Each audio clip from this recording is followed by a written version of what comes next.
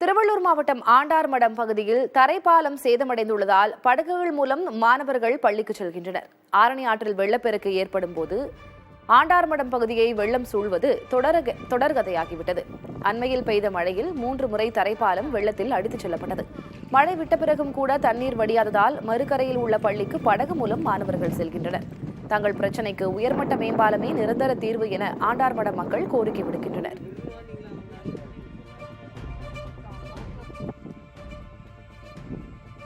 வருஷம் போடுறாங்க, மூட்டை கட்டி போடுறாங்க, மூட்டையும் தண்ணியில் அடிச்சிட்டு போகுது. ஏதாவது எமர்ஜென்சினா இங்கே ஆம்புலன்ஸ் வர்றதுக்கு கூட நாங்கள் ஹாஸ்பிட்டலுக்குனாலே பழவேற்காடு தான் போகணும். பழவேற்காடு போகிறதுக்கு ஆம்புலன்ஸ் வரசனா கூட இந்த வழியினால போக முடியல.